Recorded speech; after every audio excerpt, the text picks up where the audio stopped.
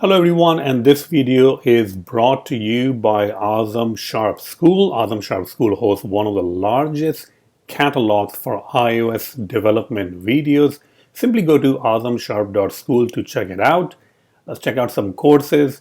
You can see that I've been working very hard on a brand new course which is getting started with the Foundation Models framework. So this will allow you to integrate Apple Intelligence right into your app.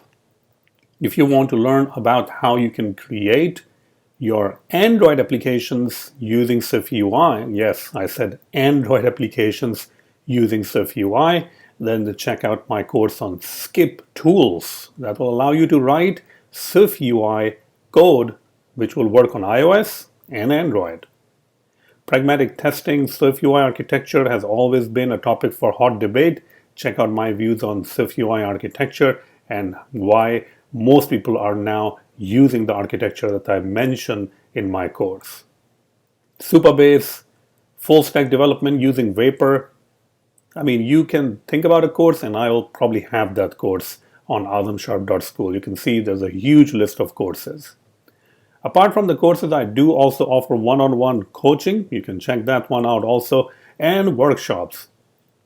Workshops are live 3-hour workshops, and the next one is coming up in August 22nd. So you can definitely register for that. These are live workshops, 3-hour over Zoom, very hands-on. We're going to work on a real-world project, so you can register for these workshops also. But apart from that, thank you so much, and check out awesomesharp.school. Now let's go and get back to the video. Hello everyone, and welcome to this video. And in this video, I'm going to show you that how you can perform JWT authentication with iOS application connected to a Express server. The server part, we're not really going to go into that much. We are going to use Postman or a similar tool to see what the server returns. So it will be more about how, if you already have the endpoints, how you can interact with, how you can integrate with your iOS application. All right.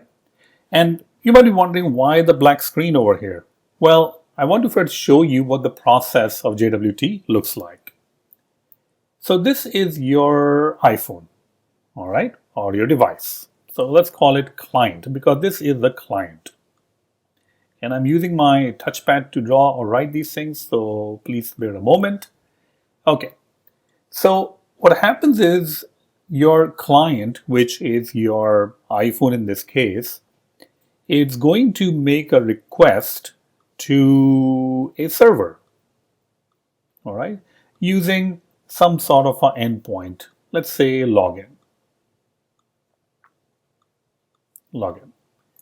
And the server job is to obviously check the username, check the password and everything. And then if everything is correct, if the user is authenticated, then the server should return you a token. It's called the JSON token. All right? And server can use a lot of different libraries and so on to create these tokens. Now, when you log in from the iPhone perspective or the iOS app perspective, and when it's all authenticated and the server returns you a JSON token, this token that is being sent has to be stored somewhere on the device. And the reason it has to be stored somewhere is that if the client makes another request that, hey, give me my profile, then you need to send in the same exact token because getting a profile is a protected request. Protected request basically means that in order to get your profile, in order to add a profile, update a profile, anything to do with a profile, anything to do with adding your own account, are protected requests. You need to be logged in other words. You need to be authenticated before you make those requests. So once again, the client sends the username and password through the login request. The server validates the username password. The server returns you JSON token. The client needs to store this token somewhere safe. One of those options can be Keychain. All right, so we can actually store this into Keychain. Now, when the client makes any future request, right? So let's say the client makes another request. And this request is like, get my profile or update my profile, anything to do with something that you can request when you're actually logged in or you have to be logged in. Then with that request, in the header, ooh, my writing is so bad. Let me actually see over here. I can write it again probably. Header. So in the header, you need to be passing in the token. All right. The token, you can get it from the keychain. And when everything is passed to the server is the one who is authenticating the token. Oh, the token is not expired, the token is valid, the token has not been tampered with. And then the server will return you your profile or any request that you were asking for. It can be your accounts, it can be your shopping cart, it can be anything. All of the things that are protected, that requires you to be, the client to be authenticated. All right. Now, there will be a lot of requests that you don't really need to send the token. I mean, if the client is requesting, hey, can I get the contact us information, or can I get the top products, overall top products, if you're in an e-commerce application, you don't really have to be logged in, right? You can just go there, get the URL, or invoke the URL, get the stuff. The same thing with Amazon. I mean, if you go to Amazon, if I go ahead and open up the new browser, I'm not logged in or anything. I can go there and yeah, they have this CAPTCHA over here. But if I go ahead and log in, I can see this information. I'm not logged in or anything. So this means that the homepage for Amazon.com is not really protected because this is the public information. It doesn't really need to be protected. But if I go and try to, if I need to look at my products that I have purchased or the orders that I have done, then I have to go and sign in, like my orders. See that? Now I need to sign in. It's because getting the orders is protected. You need to be authenticated. All right. So that is what we'll be building. All right. So let's go and first take a very quick tour of the server. And by quick tour, I simply mean that we are going to use Postman or a similar networking tool, and we already have the URLs, localhost, and we're going to invoke it, and you'll just see that what happens. All right, so let's go ahead and do that first. Okay, so now I'm using Postman, but you can actually use any kind of networking tool that you desire. And what I'm trying to do over here is to show you that what happens when we make a request to a protected endpoint, what does it return? And then how can we log in and then make it work correctly by sending the token in the headers. So I'm going to go ahead and create a new request. It will be a GET request. And the server is running on my local machine. All right. You don't really care about the implementation of the server. It is implemented in Express.js. So what I want to do is I simply want to go to localhost, and this is 8080 API/profile. Okay, so as soon as I make the request, look at what the message I get over here, the error or whatever you want to, the response I get from the server. The response is basically saying no token provided, which basically means that when I am invoking this request and when I'm going to the profile, this is a protected endpoint. And protected endpoint means that in order to get my profile, which is just my name, I need to be authenticated. Okay, so I'm not authenticated right now because we just started. So I'm going to create another request over here to authenticate myself. So I'm going to say post, and let's copy this URL, but it's not going to be a profile, it's going to be login. So let's call it login. Okay. Now in the headers, I'm not going to send any token right now because this is not a protected URL. I mean, think about it. If this was a protected URL, then you're basically saying that in order to log in, you need to be logged in, right? So this profile is a protected URL. So eventually we'll have to send something in the headers like a token which will verify that we are actually logged in. So I'm going to go back over here, and the header that I'm currently going to send is simply going to be content type application JSON, which is going to tell the server that you can expect JSON. And in the body, I'm going to select raw. Raw simply means, and since the content type is JSON, it's already set in the header, you can see that the body is basically JSON already set, which is great because this gives me the opportunity to go ahead and write an actual JSON, valid JSON. Username, John Doe, and this is, by the way, a valid user, a user that is existing in our database and in our system. And password is password. So this is an actual user where the username is John Doe and the password is password. If I send this information to the server, look at what it actually returns me. It returns me this response. It returns me a response that contains the username, the token, and success, whether it is true or false. And I can go ahead and copy this token. So this is a token that eventually you'll be learning that how to save this token on the client side. And we'll be saving this token in the keychain. All right.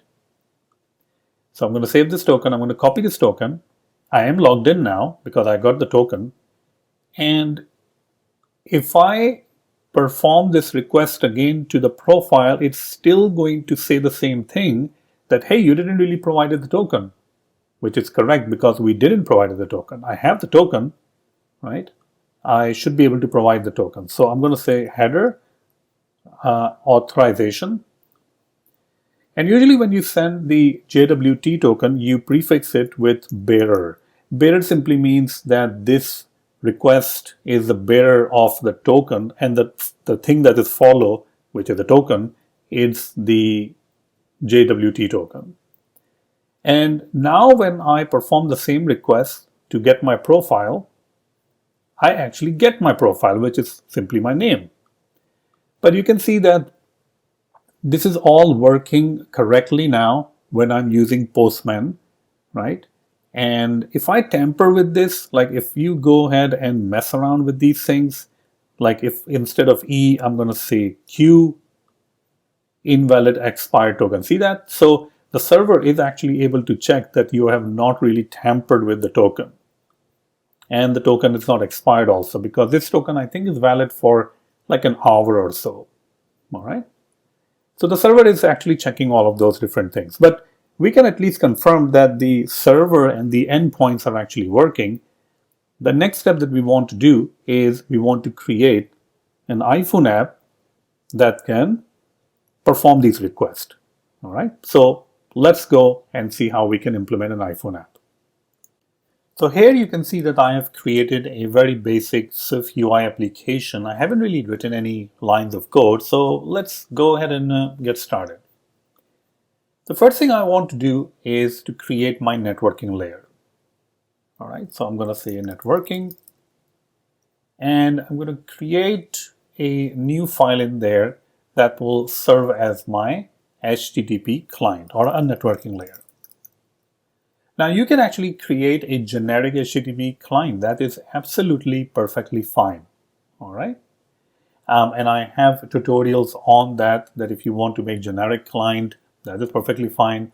But if I have to create a very simple kind of a client, how would I do that? Like not really generic, but a client that is just making the login request, and maybe it can also make the profile request, just to keep things really simple, okay? So I'm going to start with HTTP client, and this HTTP client will perform basically the load operation, right? So we're going to say login, all right? And in the login, you can pass in like username, and you can pass in, I'm just keeping it simple. I'm not creating a generic kind of a client because I just want to keep things really simple for this case. So we're getting the username, we're getting the password, okay? And what we want to do is we want to obviously send the request. Send the request to the URL. And let's see if we have the URL over here. We should have the URL, right? This one. This is our URL. So I can just copy this, making sure that my server is running. All right. So URLSession.shared dot, and we need to pass in the body. So probably I should start with a request. Request equals to URL request, and we can pass in the URL. There we go. Now keep in mind, once again, if you are looking for a more, generic approach for creating HTTP client, I will have a link to that in the description of this video, so you can check that one out too. But right now I'm just trying to keep things as simple as I can, because we are trying to just learn about JWT authentication and the flow of JWT. Okay, so that's why I'm keeping things really simple, and that's why I'm hard coding all of these things over here. So we have the request over here. Next, we can say request.http method. Well, that will be post, because we are actually posting. Next will be request dot, and we can have over here, you can see some sort of a headers that we can send in. Well, in this case, the headers simply will have application JSON, and the header will be of type content type. Content type will be application JSON. Request.body. Now this is the important part, the body part, right? Because the body means that we will be sending the username and the password. So I can go ahead and probably create a body as a dictionary, just keeping things simple, which will have a username and password. That will be the key, and the value will be password, whatever the user is providing. And then we can do JSON encoder dot encode the body. Okay, try. This can probably throw, so we can say throws over here also.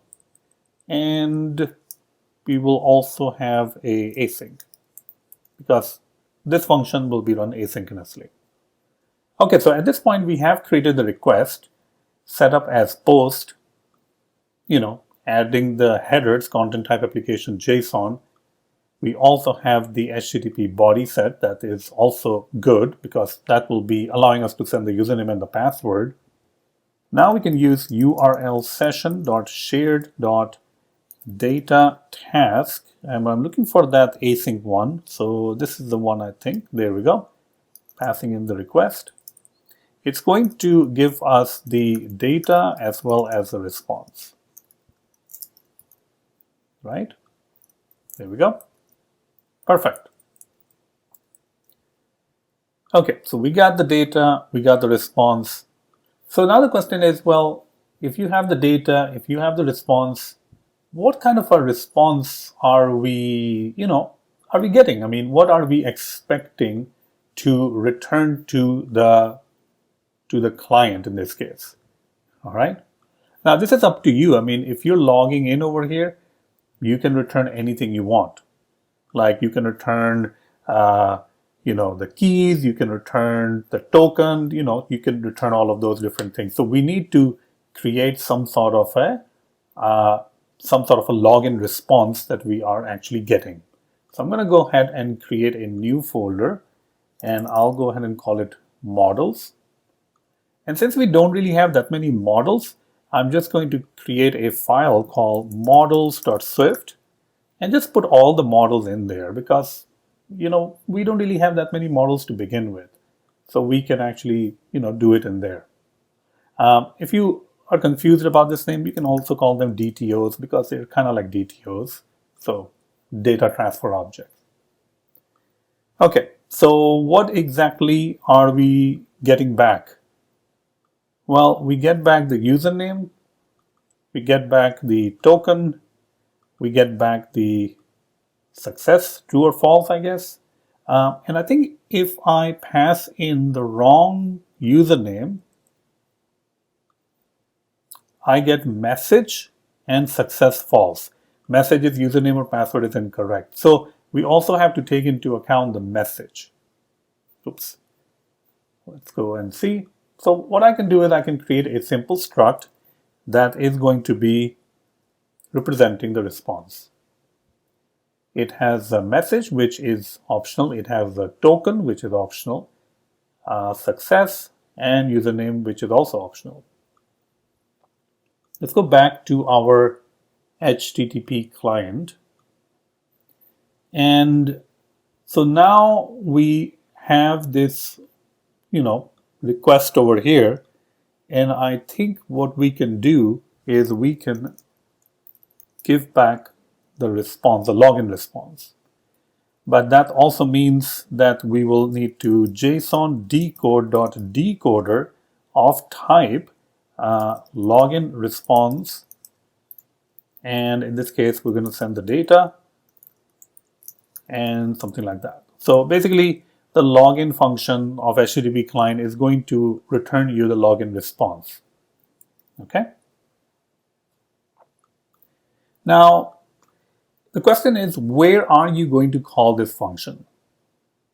Now, whenever I'm authenticating, I like to create controllers. So I'm going to create a controllers over here, controllers folder.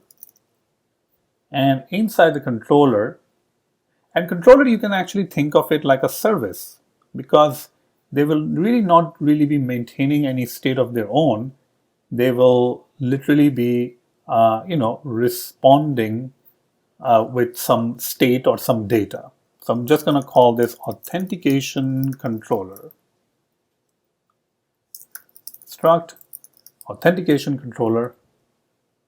Now, in order to create the authentication controller, we can actually create a dependency on HTTP client. All right. So this means that you need to pass in the HTTP client to make it work, or else it's not really going to work. All right. And over here, we can go ahead and say login, username, and password. There we go. There's so many ways that you can actually implement these things. All right. I mean, you can do the decoding and the body part over here. It's just so many different ways. Now I can say http.login. We pass in the username, pass in the password. Now this is going to return us the response. So I'm going to say response. And I think I know what the response will be, right? Because the response will be login response. So if I say response over here, you can see it is login response. So I can access these different things. So if you have the token and the response is actually success, then save the token into Keychain. Now, at this point, you might be wondering, why not just save it into something else like user defaults? Well, the token contains I wouldn't say that token contains like social security number or credit card number, because don't do that, please. Even though, if you look over here, if I go ahead and see the token, now you might say that, oh, this token looks pretty secure. I mean, it's all like, we don't know what this the token represent, right? But the token can easily be decoded. So because it's not like encrypted or anything, it's just encoded, which means it can easily be decoded. So don't put anything secure in the token. If you want to put like a user ID, username, that's fine. Don't put the passwords, credit card number, passport number, social security. No, bank account, no. Nothing secure. You should not put anything secure or sensitive in the token, because it can easily be decoded. Somebody can just take this, go to a website and decode it. Not a big deal. Okay. So over here, basically what we're saying is that if there is token, then save it into Keychain. If it's not, then yeah, go ahead and throw an error or something. All right. So I can say over here, we can actually throw an error. What kind of error? Well, I mean, you can define your own errors if you want to. So what I'm going to do is I am going to create a file over here. I will probably call it new folder, custom errors. And in the custom errors, I can create a new file that can be errors.swift. And there we go. It's just a simple, just a simple error. And it simply says login failed, and that's it. All right, so nothing really that complicated. So I can go over here and I can do the same thing. I can simply say the login error. So login error dot login failed, and whatever the response is coming from the server, if that is null, then we will simply say unable to log in. Okay. Great. Okay. So, well, the question now is, we have this token, but we need to put this into Keychain, because if we don't put it into Keychain, then, in the future requests, when I'm going to say that, hey, I want to update my profile, or I want to get my profile, I need to get that token. I need to have that token. And if I don't put it in Keychain, then I don't have it. So now the question is, okay, how do I put it into Keychain? What I'm going to do is I'm going to go ahead and new folder, and I'm going to say utilities. And you can actually use JWT. There are a lot of wrappers that are available for Keychain, because if you try to use Keychain just on its own, it's a little bit weird. So go ahead and get any third-party tool that you want. But what I have done is I have used JWT to create a wrapper, a really basic wrapper. So I'm going to show you right there. So that's a Keychain wrapper. And you can see it has functions like set, which means assign the value, get the value, and then obviously deleting the value. All right, so it has all of these different things, and you can see that it goes into like a CF dictionary. So it's a little weird. It's kind of like a old API that Apple still uses, but we can create a wrapper on it and then use it. If you want to use some third party, you can actually find it online also. Okay, so now we have the Keychain wrapper. We have the token. Hopefully we should be able to use the Keychain wrapper to simply set the token. So I can say set the value. The value itself will be token, and give it some sort of a key that you can refer to, like a dictionary key value. So it's kind of like that. So I can say JWT token, just to be really simple. Let's build the app. Okay. So this is good. We have the authentication controller. It has a login function that's going to create the token. That is pretty good. You know what? Right now, I'm just going to also print the token, just for our sake as developers, so we can actually see that the token is working or not.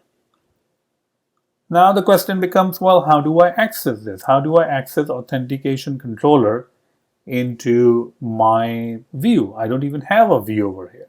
We can use content view. Okay. And in the content view, we can define, and I'm not going to focus too much on the interface, so I'm just going to define really basic stuff, which means that you can create some text field to take in the username and then take in the password, state private var password. There we go. And then you can see the text field, which is username. So that's some really basic. This is where it's up to you, however you want to create all of these different things. I'm going to go ahead and use the password as a text field instead of secure field, so you can actually see what I'm typing. But don't use text field, use secure field, so nobody can see what they are typing out, right? Okay, let's see what it actually looks like. It will be very basic. As you can imagine, it is super basic stuff. Okay. Now what I'm going to do is, when the person clicks the login, I'm going to call the login function. Now, what is going on in the login function? What is this login function? This login function is simply helper function that we can use. So I'll say login, and we'll call it async because we are calling it from right there. All right. Now in the login function, I need to get access to the authentication controller. And whenever I create these services, which are simple value types, doesn't really maintain any state, just do the stuff and return back your result, I want to expose that as environment values. So I'm going to go ahead and create a new folder. I'll just call it extensions. And in the extensions, I'm going to go ahead and also add a file, and we should call it environment values plus extensions. Okay. And the good thing about the environment values extension is that now you can use the power of entry macro. So before entry macro, you had to write a bunch of code to get this to work correctly. But now I can simply say entry macro, and I can say authentication controller equals to authentication controller with a dependency HTTP client. That will be HTTP client itself. Right? Kind of like that. Okay, now let's see what's going on. It's saying that the authentication controller initializer is inaccessible due to its private level. Okay, so maybe we should go ahead and create it like this. Explicitly design it, or explicitly define it. And there we go. Now over here, keep in mind that right now, just for the sake of simplicity, I'm not creating a protocol for HTTP client because we only have one implementation of HTTP client, which is connected to our local or real server. If you were communicating with something that is outside of your dependency or outside of your control, then yes, you should go ahead and create a, protocol and then create like a fake client or a mock client. So at this point, we have environment values, authentication controller. We can go back to our content view. And since it's already in the environment, I should be able to easily access it by saying authentication controller, private var authentication controller. So this is how I access these services. Now we can move to the login function. All right. So what should we do in the login function? Well, we should log in. So I'm going to say authentication controller.login, passing in the username. You can add validation. I'm not going to do that. That's homework for you. You can do that definitely. Try, await. And whenever we get the error, we can display it on the console. Now, when the user is authenticated, you can also set some sort of a flag indicating that the person is authenticated, and you want to also persist that flag. That particular flag, you can actually use user defaults. So just like you can see over here, I am using user defaults over here because this is not like any private or sensitive information, just a flag that is saying true or false. So once a person is authenticated, I can say is authenticated equals to true. And based on that, you can, show something over here. I mean, I'm just trying to create it very simple. I'm not trying to create the whole flow of the application, but I can say over here that if the is authenticated, if the person is authenticated, maybe, maybe we can display, or even not over here, but we can display like a text over here. We can say authenticated, like if is authenticated is true, then go ahead and display authenticated, or else not authenticated. All right, just to keep things simple, I mean, for learning purposes, okay. I'm also going to now go ahead and try it out. I mean, that's a simple way to check it out, that if everything is working or not. Server is already working, so that's fine. That's good to know. And let's go ahead and first dry run it. Dry run means that I'm just going to see everything is connected or not. So login is going to fire the login, authentication controller, login. Let's jump over here. It's going to go to username, password. Login function will be fired. Whenever we hopefully get the token, it will be stored in the keychain and also printed on the terminal. And we can go to this login and see, so we haven't really used the response part of it, which is fine. We can just put an underscore over here that we're just ignoring that. And everything looks okay. So we can actually go ahead and try it out now using our Xcode previews. Let's go ahead and enter the username that actually makes sense, which is actually, I need to make sure that this is not, I think we have to make sure capitalization, text case. Yeah, I totally forgot. Text input capitalization will be never. Oh my God, what is that? Never. So we don't really want to capitalize anything. And over here also never, because we just want to type in the way that we type in. Okay, John Doe, that's good, not Johnson. And then password will be password. Please use secure field over here. This is just for the demo purposes. And doesn't really do anything. Okay, didn't really do anything. I don't see anything going on. John Doe and password. Okay, let's see if we get anything back. Unsupported URL. Interesting. All right, so we need to figure out what's going on. All right, that unsupported URL. Why is it giving us unsupported URL for our local host? Let's check it out. Let's check out the URL first before we make any jumps. Oh, it doesn't really start with anything. See that? So let's start with HTTP at least. This might tell us that the transport protocol or those are not allowed. We can actually fix those things. But good thing that we are getting this error because we know that something is wrong. Let's remove that. And let's go ahead and type out again, John Doe. And I'm going to say password. Yeah, something wrong with the button, right? I mean, or the text feel just weird that it takes a while to click it. It doesn't feel like it's clicking anything.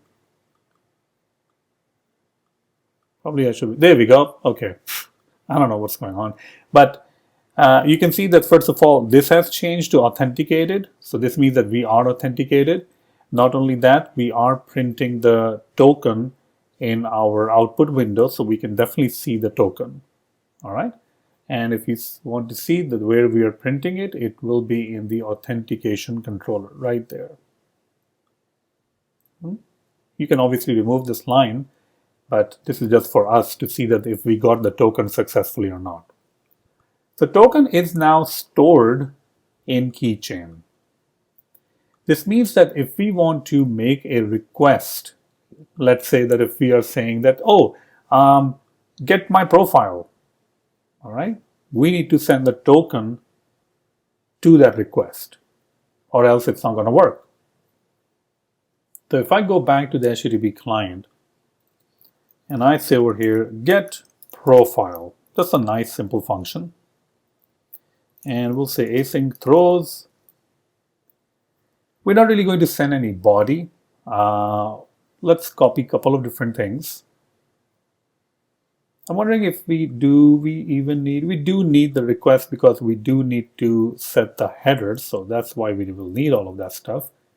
The URL will be different. It will be simply profile. The HTTP will be get. I think at get is default, so you can even remove that if you don't want to. We don't really need the JSON part of it over here because,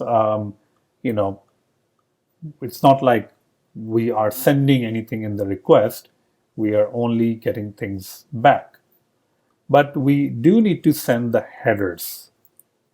So there are a couple of different ways that we can do that. The first thing we need to do is to get keychain string dot get and then get the actual token. There we go. And if we have the token, all right, if we have the token, then we can go ahead and attach it. So I can say over here, request dot add value, and this will be the value, but let's focus on the HTTP header first. So that will be authorization. Remember authorization? If I go back over here in Postman, if I go to profile headers, see that? Authorization. And the token. Token will be right there. Okay. So let's see how we can attach that. We will say bearer and we'll add the token. Okay. That's how we are going to do that. Now keep in mind that when you're actually building large applications and you have list of protected routes, then you're not going to be writing this code again and again for like 10 or 20 different routes or endpoints. You're going to create a generic HTTP client that works with JSON, and in that client, you're going to be doing all of those things. All right, so that's a very important point to consider. Okay, so we get the token and everything, and now we can actually make the request. That will be kind of like the same way. So I'm just going to go ahead and make the request. It is going to give us something different back, right? I mean, it gives us a DTO for a client response. So probably I should be using over here a profile response dot send, and it's going to give us back the profile response. I'm just going to say profile response, which doesn't exist, by the way. All right. Let's go to the DTOs. Let's implement it. It's going to be really nice and simple because the profile only returns you the name. So we're just going to create a profile response with one property name. All right. Let's go ahead and build it. But the important part over here is every time that you are going to make a request to a protected resource, and in this case, the protected resource is profile, you are going to attach the token in the header by using the key authorization. All right. And as I mentioned a number of times, that when you are working for large applications, you use a generic HTTP client, and see the description for a link to the generic HTTP client video. You can watch that. And that's because that you don't have to implement the login function, you don't have to implement the get profile and fetch profile, update profile. So all of those things can be done by a one single generic function. All right, so you don't end up with like 30,000 different functions. Okay, so this looks fine. We are sending this over here. That is also good. All right, let's go ahead and first build that. Now I'm going to go back to the content view. Okay, and actually I need to go to not the authentication part of it, but the other thing that I want to do is from the content view, I like to invoke the get profile. So just like I have done the authentication controller over here, I think I can also expose HTTP client as the environment value, so I can access it. And this is just for the demo purposes, okay? And because I want to access the HTTP client inside my content view, so I can make a call to the get profile. So I'm going to add another button over here, which is get profile. Get profile. There we go. All right. Now, if I make a request to get profile without passing in the token, what will happen? Well, that will be an interesting experiment. So let's go ahead and check it out. Just going to say get profile. Keep in mind that right now there is token which is stored in Keychain. So it's going to be there. So we need to somehow remove the token for our experiment to work. Get profile async. Okay, now in this case, when we're performing get profile, I can actually just directly use my HTTP client. That's why I actually added it. HTTP client, private var HTTP client. And all of this code that I'm writing, I'm just giving you an idea of how the JWT authentication will work. All right. So get profile, we're going to call that with try and await. And hopefully it will return something. When we get the error, we are just going to display the error over here. Okay. It does return you, I guess, something, right? I mean, it does return you like a profile response. We can say profile, or just say response, I guess. So response and response. And also we can say response.name just to make sure that we are getting the profile. Okay. Let's check it out. If I click on get profile, I get John Doe. Awesome. See that? I got John Doe. That's pretty cool. Why did I get John Doe? Well, remember, I'm already logged in. Because we put the stuff in the keychain, we put the token in the keychain, so that token is actually being used. Well, then the question comes, how can I make sure that I remove something from the keychain just for the experimentation purposes, right? And maybe one of the things that we can do is right over here, just for experimentation, I want to, whenever the view appears, hopefully it appears only once, I want to go ahead and delete the token. So I'll say keychain. So when the page actually loads, we're kind of like starting fresh. So I'm going to say string.delete token with JWT token. And it's going to return something. We don't really care about that. So now if I go ahead and press buttons over here and then I save it, I should be starting fresh, but let's see what's going on over here. Okay, it should be deleting JWT token, if that's the name of the token we called it. Yeah, it's JWT token. I don't know if it's deleting or not. Let's see. Or you know what? It might be deleting, but it's from keychain. Oh, if it's deleting, then it's not really setting that state is authenticated to false. So we should start with false probably also, right? Okay, there we go. Okay. Okay, so this is kind of like starting fresh. And I'm going to write it over here. Don't do that. Do this in actual app. This is just for the demo. I'm writing that over here. Okay. So now when the page actually loads, the keychain deletes the JWT token from the keychain, and the is authenticated is also set to false. I'm going to go ahead and say get profile. When I say get profile, it says the data could not be read because it is missing.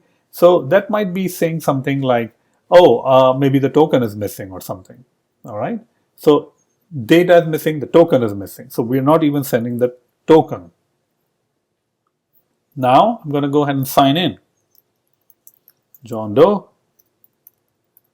password.